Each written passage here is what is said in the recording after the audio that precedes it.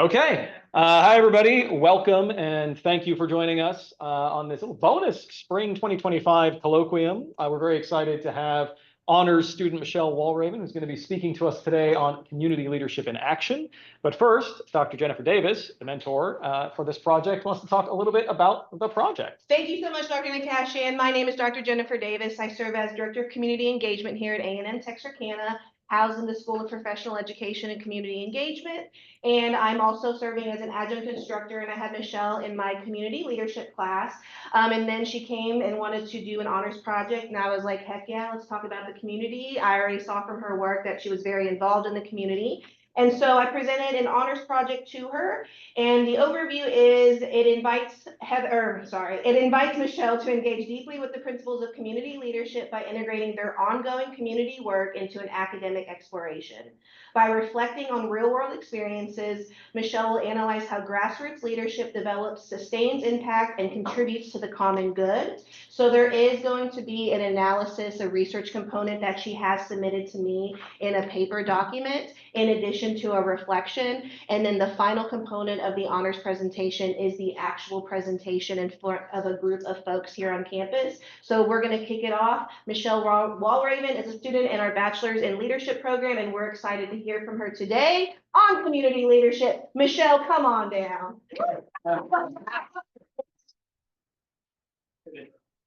That was impressive. Thank you. Thank you, Dr. Nakashian, Dr. Davis, for this opportunity. I appreciate everything the honors program affords me. And I have a complement in organized leadership and hope to graduate this year in December. So let's begin. Community leadership in action. We're going to talk about leading, advocating, and engaging.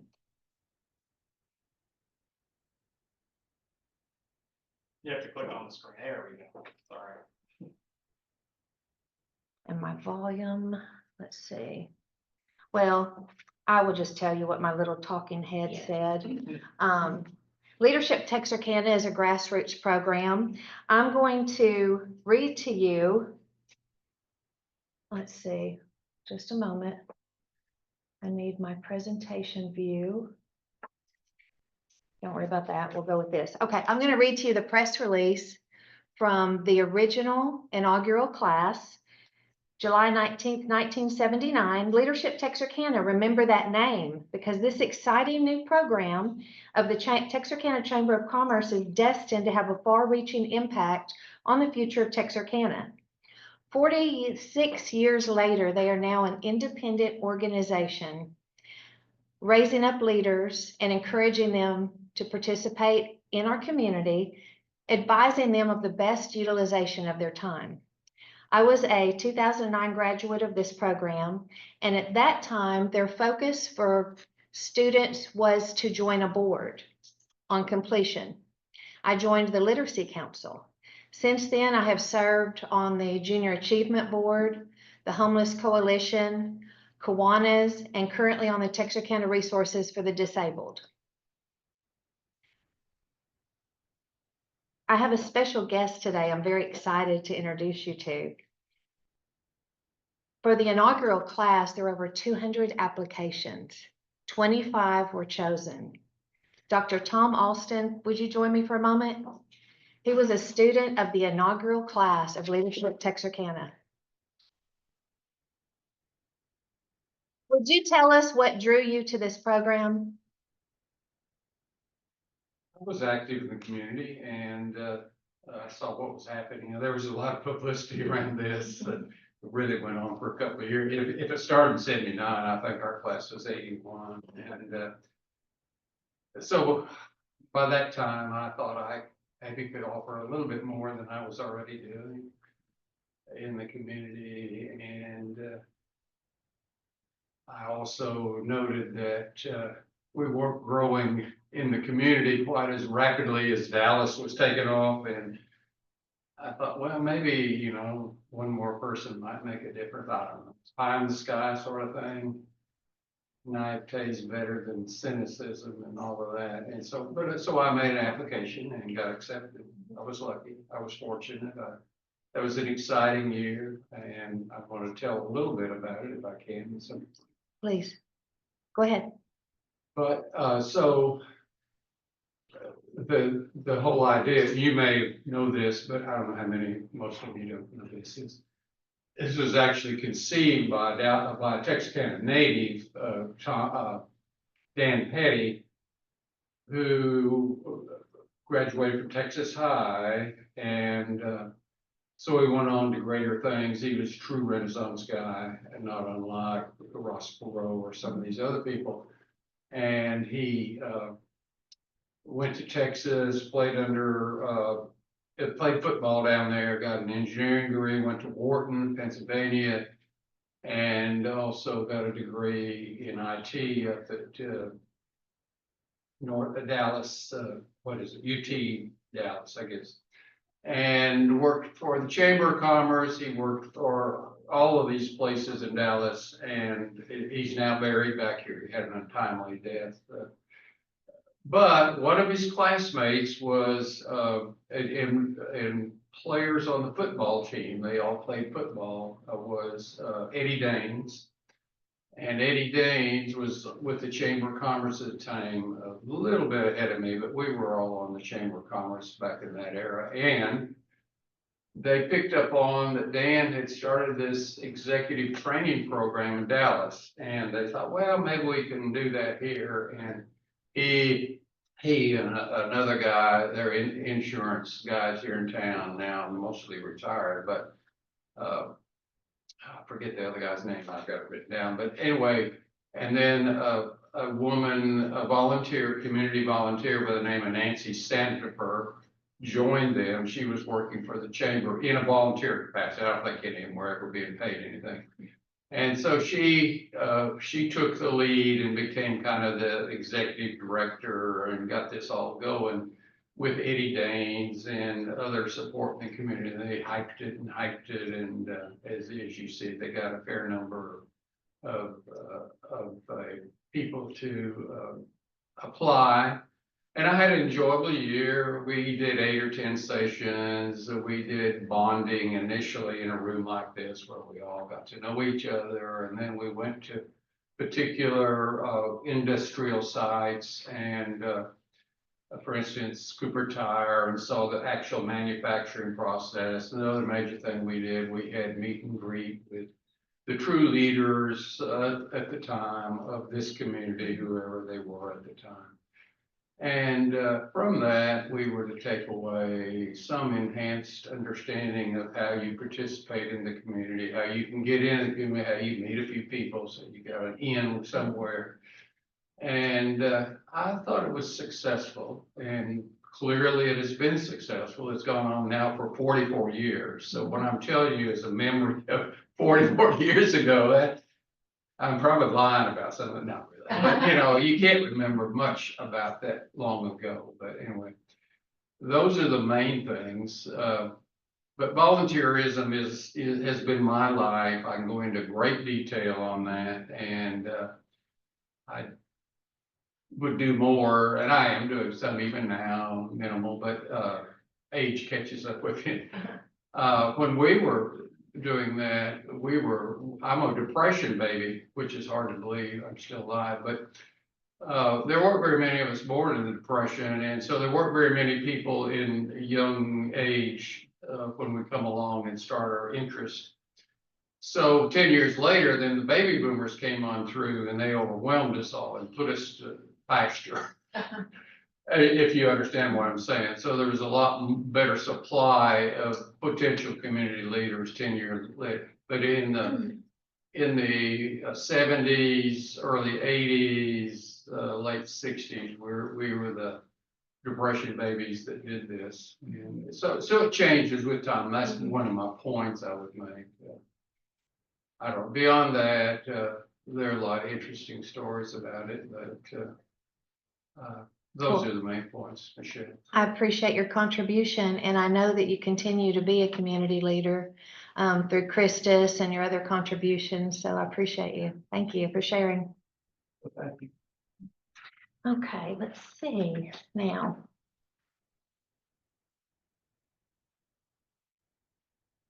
Some of the things I wanted to mention that they wanted to focus on was larger voter turnout, industrial expansion, school consolidation, and city beautification.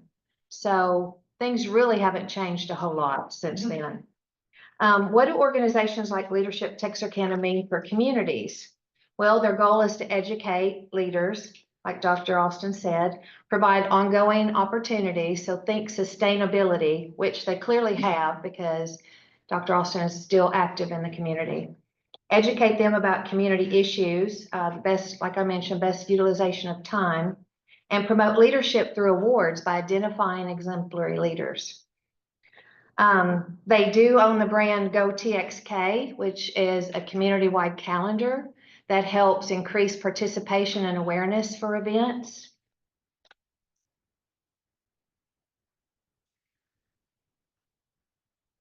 How can community leadership make an impact? Well, effective community leadership builds stronger communities, and I want to focus on that word effective because there's a difference between leadership and effective leadership. It empowers residents to shape communities, promote social responsibilities. I never dreamed of growing up and being a pageant mom. I was a very reluctant pageant mom. My daughter came to me at a very young age and said, I want a pretty dress and I want to twirl around on the stage. And I said, I see no value in that. And she said, I really want to do this. I said, then you raise your own money, you pay your entry fee and you buy your dress and then you can participate. Well, she did. So as she rose up through the years and she got to the scholarship level, I said, okay, I'm on board. Now I see the value because you got to crawl before you walk. And all of that was practice and experience for her. And I was elated to discover that at the scholarship level, they require so many community service hours as an entry and then as a participant as a title winner. They have to know their local, state, and national leaders and have to present what they represent. They have to talk eloquently about their platform and be able to debate it. So I would say the Texas Pageant Organization is sustaining social responsibility and creating leaders. And that was a pleasant surprise to me as a pageant mom that I was so reluctant to be.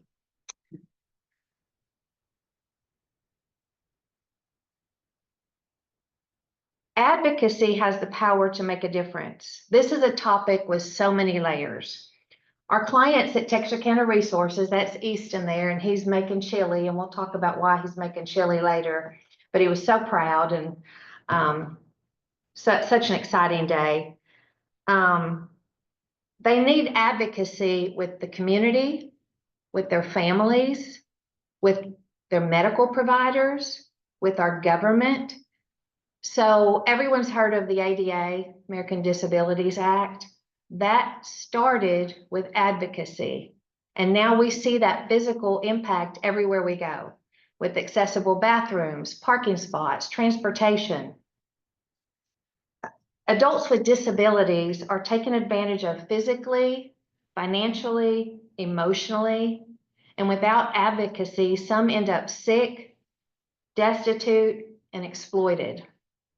I've often said with Texarkana Resources, we don't have kittens and we don't have babies because advocates for them are coming out of the woodwork, and justly so. But the babies that grow up with disabilities into adults still need advocates. It's very important.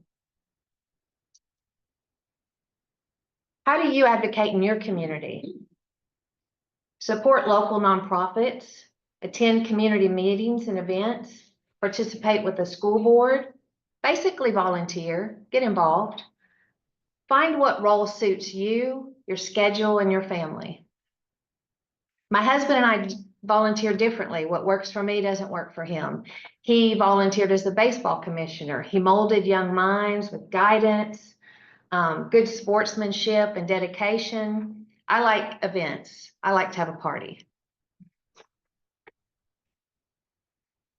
So let's talk about civic engagement, activism, community service, service learning, community research, internship, social innovation, philanthropy, political engagement, civic learning. There's all kinds of different avenues to get involved.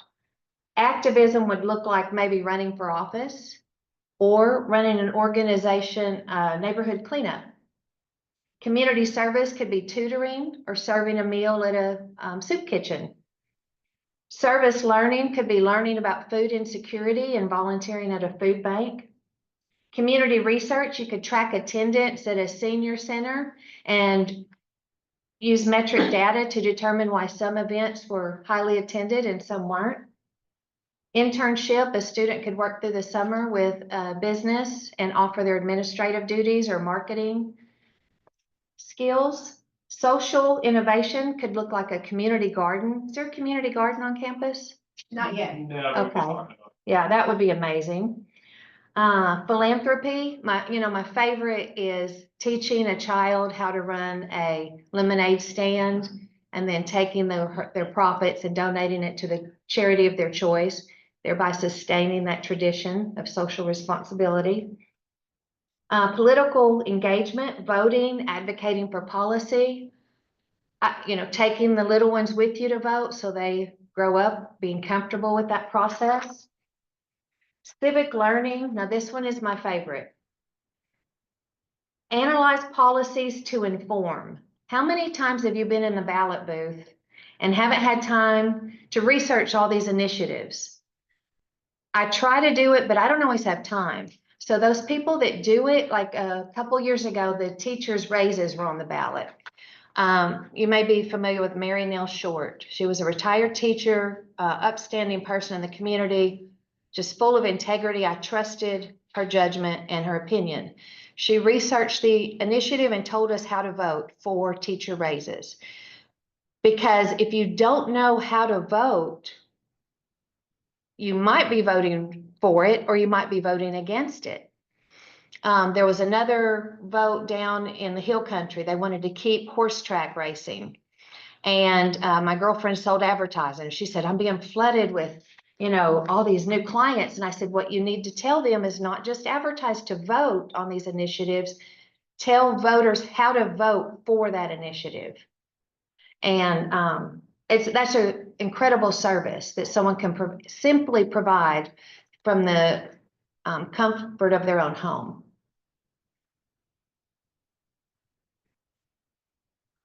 What type of leadership do you respond to?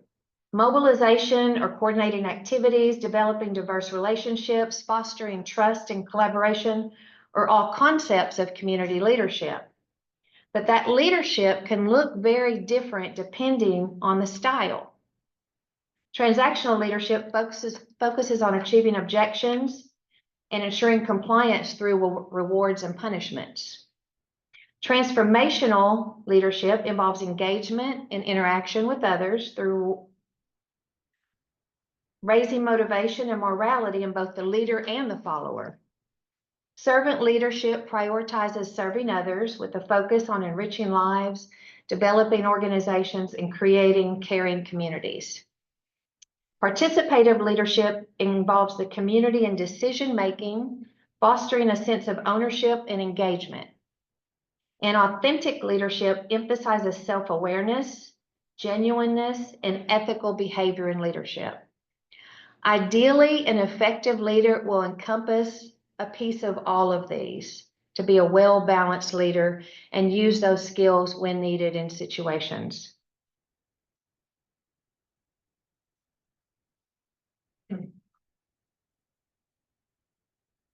Growing people is the key to growing success. John Maxwell.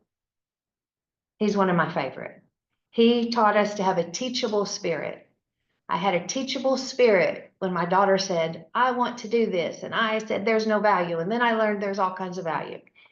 So how do you grow people? At the top level, the pinnacle, people follow you because of what you represent. At the lower level, people follow you because they have to. How many people have you worked for? You had to do what you were told, but you didn't enjoy it. That's not the level we want to be at. We want to be at the top, the respect. People respect you They lead by example. You want to be a part of their team. So that means leading to be succeeded, not needed.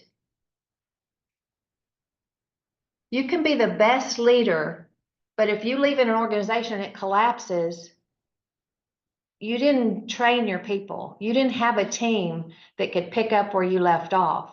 You want to be succeeded, not needed. They can feel your loss, but carry on without you. All of these things help grow community leaders. What are some real-world initiatives that you have access to? Well, we need to look no further than our beautiful campus right here.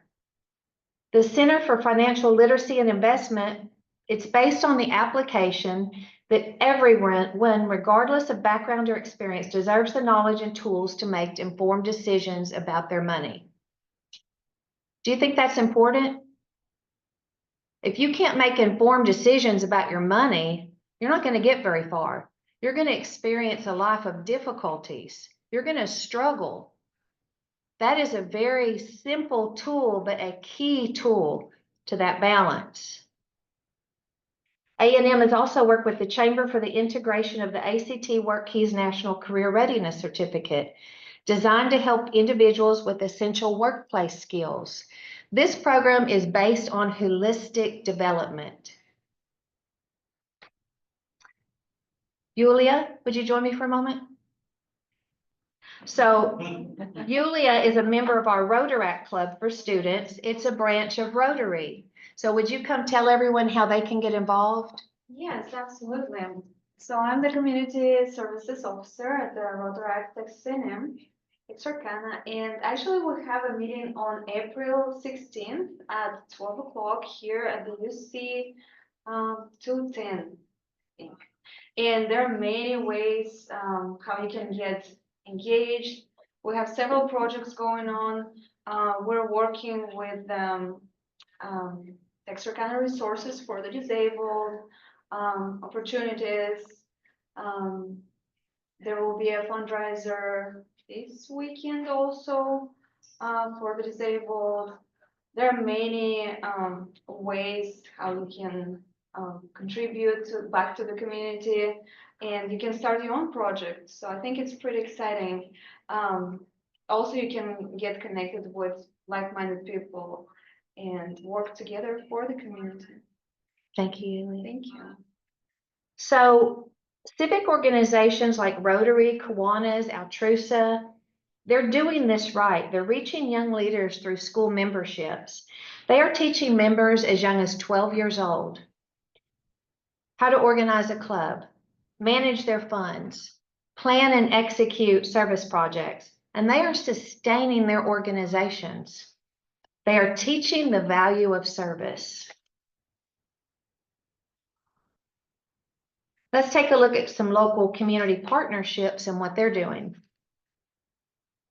The Community Development Block Grant Program provides services through Habitat for Humanity for low-income population who cannot afford home repairs.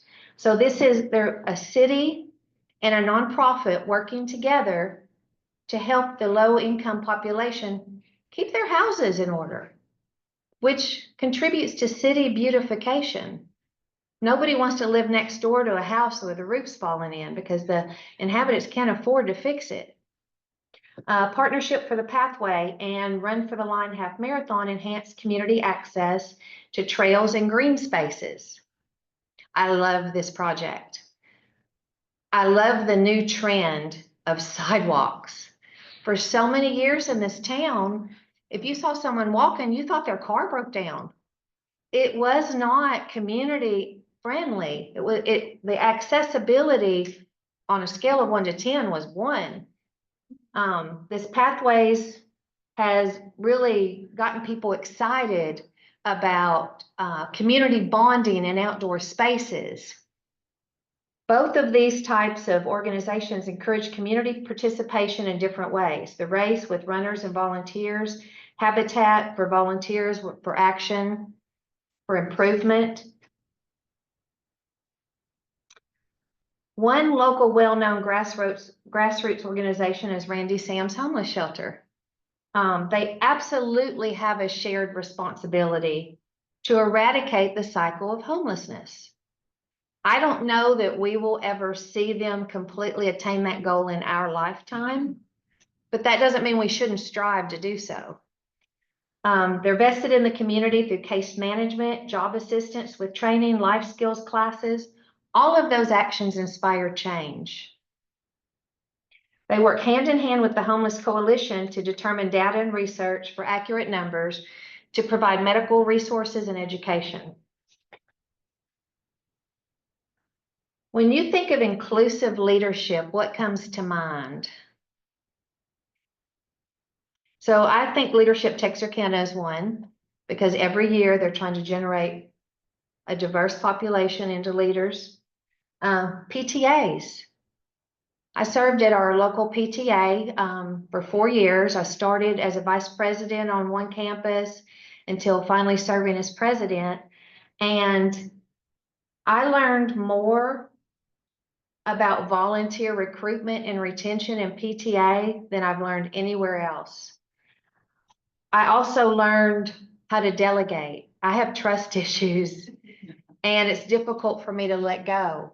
But with 5 campuses, I had to delegate and be surprised with what their vision looked like. And it was wonderful. I learned I couldn't do it all, and it was incredibly important to let people know they were a valued part of the team. Without that aspect, why would you stay? Have any of you volunteered somewhere and you just didn't feel needed and you moved on? I went to an organization, they kept saying, we need volunteers, and I showed up every week at my designated time, and they had overbooked the volunteers by about 6 each week, and you were paired up with the student, so if you weren't paired up, there was nothing to do. So each week I left until I quit going because I felt useless, and I felt like it was a waste of my time. I can go somewhere else where I'm needed and they will utilize me. Okay, so now I want to reflect on some events that I've participated with. Galentine's is an event for Texarkana Resources. It's a big community event. That's the Alice in Wonderland theme picture there. We had a fun theme. Everybody could dress up. It was a tea party, brunch, shopping with vendors, widely publicized. We met our goal. That event required planning, collaboration, looking at metric data, identifying our audience. A lot of things went into the coordination of that event. The PEO Tea Party. This is one of my favorite events. It's the PEO is Philanthropic Educational Organization. We support and motivate women in their educational goals. And this is it's steeped in formality and tradition. You see what I did there? Where's my tea drinkers? Each hostess has a table of 8, and each hostess is responsible for filling their table with friends or loved ones. They all decorate their tables individually with their own style. The committee picks the menu, and each hostess serves their table. And it's a really beautiful, fun event. This event requires mentoring because hostesses are hesitant to take on this task the first time. So each time a hostess hosts a table, you're mentoring someone to plan their table the next time, to grow the event each year, but to also keep the integrity of the event to feel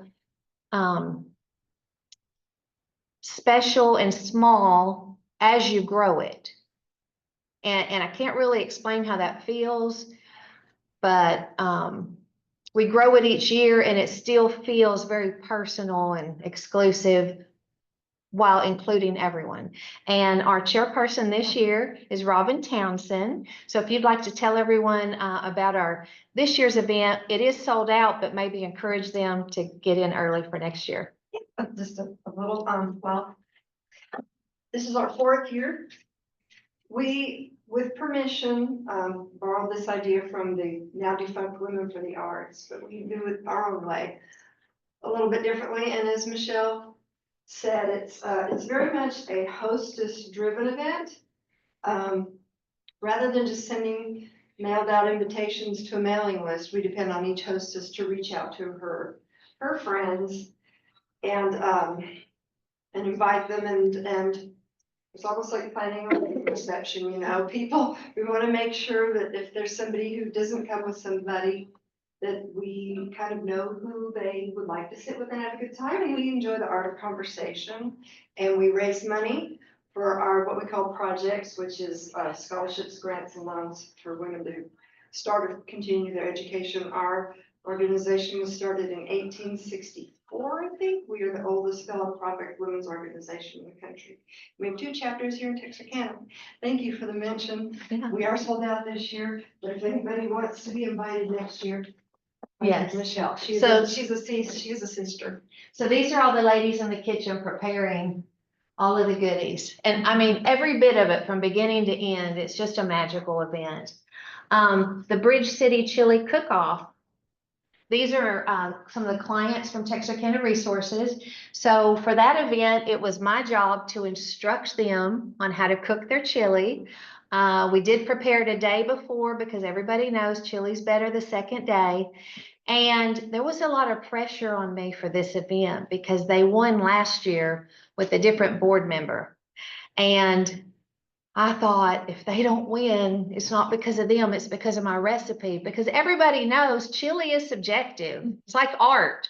Not everybody likes the same kind of chili. Now, I do believe Dr. Nakashian did like my chili the best. I'm pretty sure. I did. I voted for yours. And you can see them here with their trophy, so. Whew.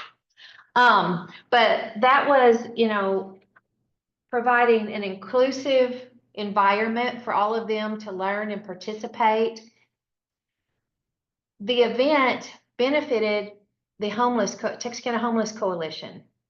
And these clients are recipients of community support, but they are the first ones to get out there and support the community. And it's so heartwarming. The homeless came and ate, the community came. We had a dance party. It wasn't as well attended as I had hoped it would be, but everybody that attended had a wonderful time. Was it the first year? No, it's been several years, but the city, the Homeless Coalition, and all of the nonprofits participate. This was some participants in Run the Line. So I was a street guide, so basically I pointed. But our church, which is on the corner here, we did serve a big breakfast and allowed the community to come in and ask questions if they had any about the church or just visit and socialize. And this was the very first mobile blood donation drive we had at DPS. I think it's very important to educate the community on the importance of blood donation. It's a very simple way to get involved if you don't have a lot of time. It takes about an hour and you can donate up to, I think it's 6 times a year. So, you know, if you're on a lot of time constraint, that is one way you can get involved. And we had the public from driver's license participate with us, and they were all educated on the importance of organ donation, which you can do through Texas through the driver's license office. I don't want to die with any parts of my body left. That's my personal opinion. Whatever anybody can use, take it. My dad, on the other hand, he was against organ donation. And I said, Dad, if you and I are in a car crash and you die and I need an organ to live, you wouldn't give it to me? He said, yeah, I would. I said, that's organ donation. That's what that is. And he came on board. So this is just a little snippet of some of my recent fun events.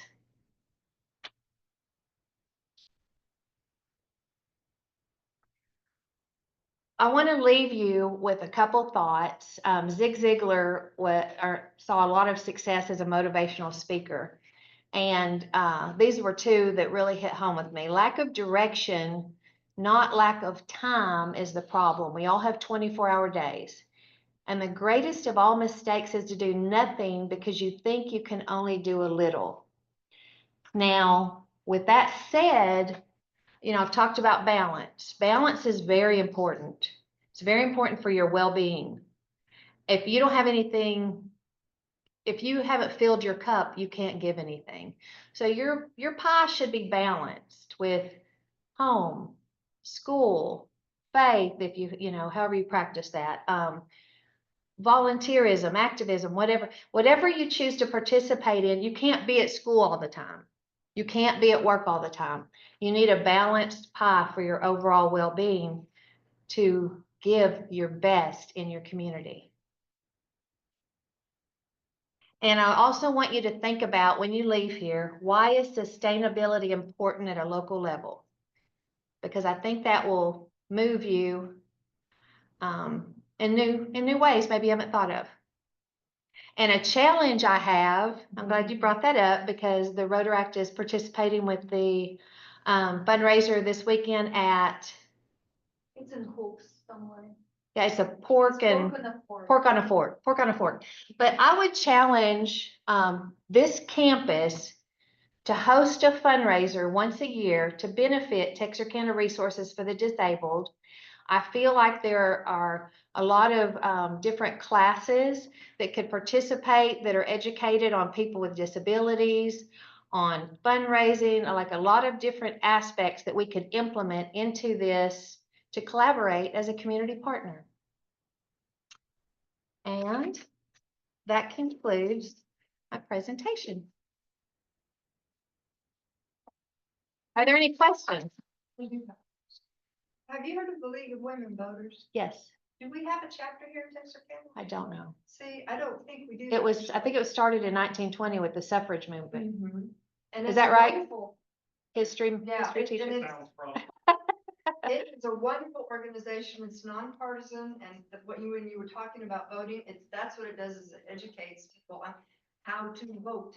Yeah, And it helps, and maybe that's something to put a pin in for later, is if we don't have an active one, and I'm pretty sure we don't, we could restart that. yeah, see, already moving.